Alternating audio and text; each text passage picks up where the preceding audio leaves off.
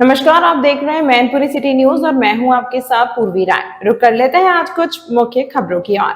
मैनपुरी में नीम के पेड़ से लटका मिला युवक का शव, इलाके में मची सनसनी। मुंबई से घर लौट रहे युवक की संदिग्ध मौत, करहल थाना क्षेत्र का मामला। फिरोजाबाद निवासी करण का शव पेड़ से झूलता मिला, पुलिस जांच में जुटी। मानसिक रूप से परेशान था मृतक करण, नौकरी छोड़ने की बात कही थी, परिजनों से आत्महत्या या साजिश। पुलिस ने पोस्टमार्टम रिपोर्ट तक जाँच रखी रोक। मेरा नाम है। क्या घटना घटी हुई है? वो महाराष्ट्र से लौट के आ रहा था, तो दोपहर में मुझसे बात हुई और मुझसे बोला मृतक कौन है आपका? मेरा सरवाई लड़का है।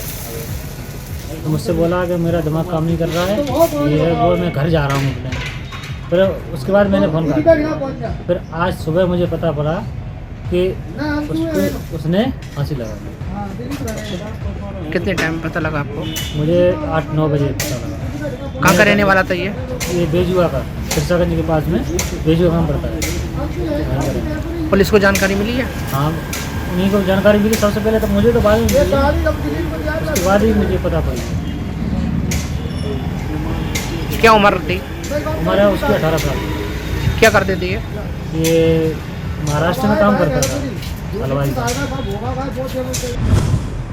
मैनपुरी में मिशन शक्ति अभियान फेज 5.0 के तहत महिलाओं व बालिकाओं को किया गया जागरूक। पुलिस अधीक्षक गणेश प्रसाद साहा के निर्देशन में महिला सुरक्षा दल ने चलाया जागरूकता अभियान। स्कूल, कॉलेजों व बाजारों में चौपाल लगाकर दी गई हेल्पलाइन नंबरों और कानूनी अधिकारों की जानकारी। Good touch, bad touch, cyber अपराध और घरेलू हिंसा पर महिलाओं को किया गया शिक्षित। महिला सुरक्षा दल ने पैम्पलेट वितरित कर महिलाओं को सशक्त और सुरक्षित रहने के लिए किया प्रेरित।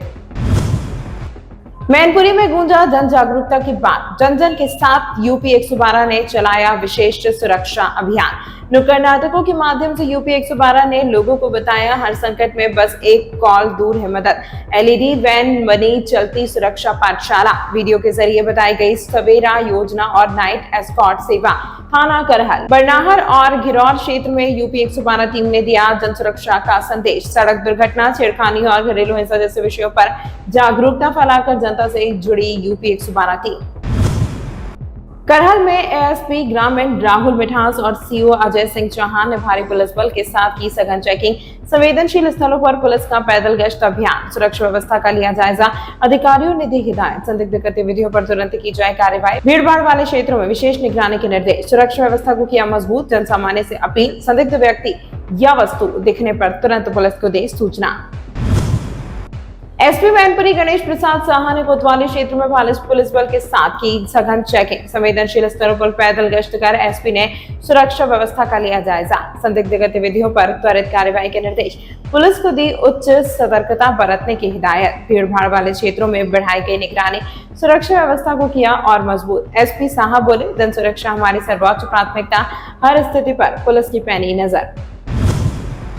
मैनपुरी जिला अस्पताल के पीछे खड़ी एम्बुलेंस में अचानक लगी आग, मची अफरा तफरी। अज्ञात कारणों से एम्बुलेंस में धधकी आग, कुछ ही देर में लिया विकराल रूप। फायर ब्रिगेड ने कड़ी मशक्कत के बाद आग पर पाया काबू, बड़ा हादसा टला। जिला अस्पताल के पास धुएं का गुबार, मौके पर पहुंची पुलिस और दमकल टीम। शहर कोतवाली क्षेत्र की घटना, आग लगने के कारणों की जांच में जुटी पुलिस।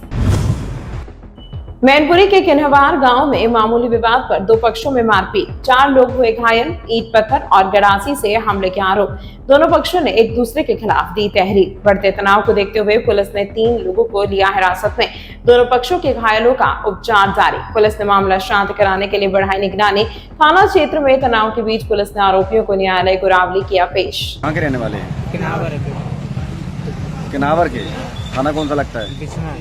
ये चोट सर में लगी है, काफी परिवार के साथ आप यहाँ पुलिस अधीक्षक कार्यालय शिकायत करने आए हैं। कैसे चोट लगी है? हमारे चक्कू मारे, लाठी मारी।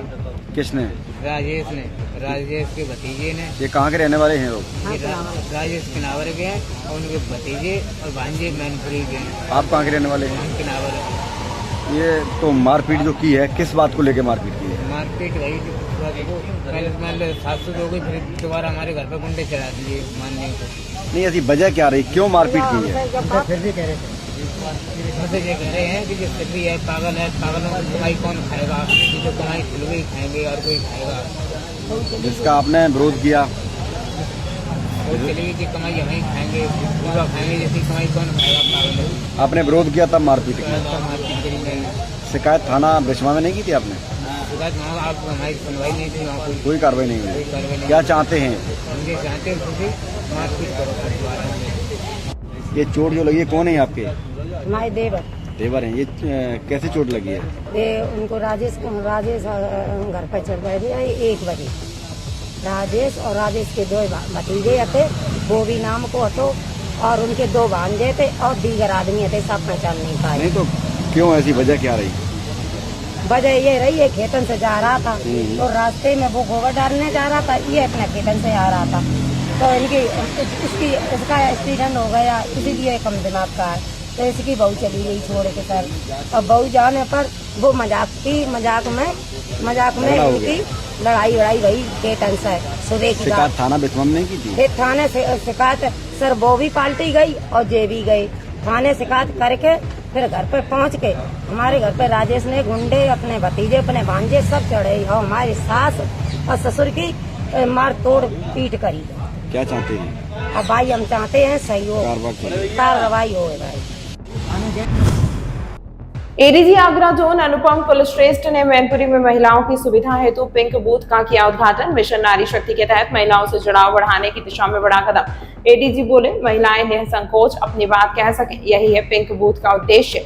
एसपी गणेश प्रसाद साहा ने बताया, जल्द ही चौराहे को सीसीटीवी से लैस कर बनाया जाएगा कंट्रोल रूम। वार्षिक निरीक्षण के दौरान इस तरह की एक व्यवस्था का उद्घाटन किया गया जो पिंक बूथ के नाम से जाना जाएगा, जिसके लिए मैं हृदय से अपना आभार व्यक्त करती हूँ चेयरमैन साहब और उनकी समस्त सहयोगियों का कि उन्होंने एक बहुत ही प्रोमिनेंट जगह पर इस पिंक बूथ के लिए हमको स्थान प्रदान किया।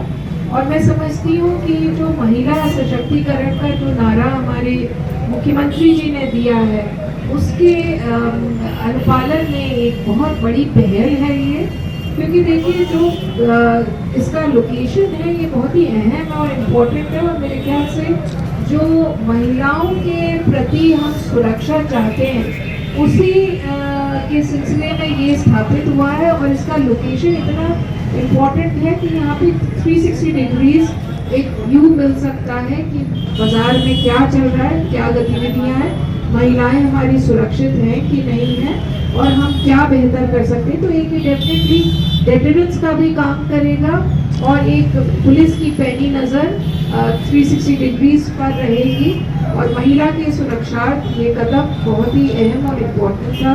तो मैं यहाँ के एसपी श्री गणेश प्रसाद साहब और उनकी सभी समस्त पुलिस टीम को बहुत बहुत बधाई देना चाहूँगी, और चेयरमैन साहब के सहयोग से और यहाँ के नागरिकों के सहयोग से एक महत्वपूर्ण कड़ी है महिला सशक्तिकरण में। इसके लिए आप सभी को बधाई।